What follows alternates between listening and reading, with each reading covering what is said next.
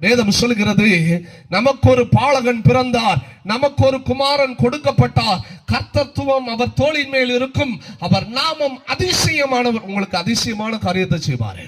அன்னைக்கு சொல்றேன், எந்த சூழ்நிலைமையில நீங்க வந்திருந்தாலும் சரி, பாஸ்டர் நான் பலவீனத்தோடு வந்திருக்கிறேன் பாஸ்டர், எந்த டாக்டர்ஸும் எனக்கு சுகம் கொடுக்க முடியாதுன்னு சொல்லிட்டாங்க, இயேசு இன்னைக்கு சுகம் கொடுப்பார். நாங்க சொல்றோம், நாங்க நிறைய கிராமத்துக்கு நேரா போறோம், கேன்சர் கட்டி உடையாதுன்னு சொல்வாங்க.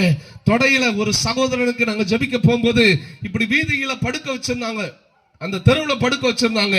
நாங்க போகும்போது சொன்னாங்க, ஐயா ஒரே ஒரு நிமிஷம் பெட்ஷீட்டை போட்டு மூடுறோம்னு சொல்லி பெட்ஷீட்டை போட்டு மூடி எங்களை கூப்பிட்டாங்க. ஐயா வாங்கய்யா ஜோம் பண்ணுங்க. நாங்க கேட்டேன், என்ன பிரதர் உங்களுக்கு? அவர் சொன்னாரு, என் தொடையில கட்டியா, ஒரு ஜான் அளவுக்கு என் தொடையில கட்டி இருக்கு. டாக்டர்ஸ் கிட்ட கேட்கும் போது கேன்சர் கட்டினாங்க, இது உடையிறதுக்கான வாய்ப்பே இல்லைன்னாங்க அப்படின்னாங்க. நாங்க சொன்னோம், ஆண்டவர் என்கிட்ட பேசினாரு, பிரதர் 3 நாள்ல உங்களுக்கு இந்த கட்டி உடையும் பிரதர். ஆண்டவர் சொல்றாரு, வார்த்தையை சொல்லிட்டு வந்த 3வது நாள் நைட்டு கரெக்டா 12 மணிக்கு கட்டி உடைஞ்சதுங்க. கேன்சர் கட்டி உடைகிறதுக்கான வாய்ப்பே கிடையாது, அது பழுக்கவும் இல்லை ஒன்னும் இல்லை. ஆனா 3வது நாள் உடைஞ்சது.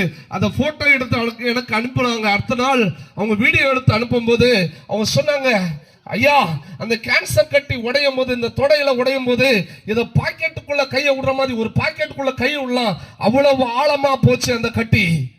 இயேசு சுகத்தை கொடுத்தாரு.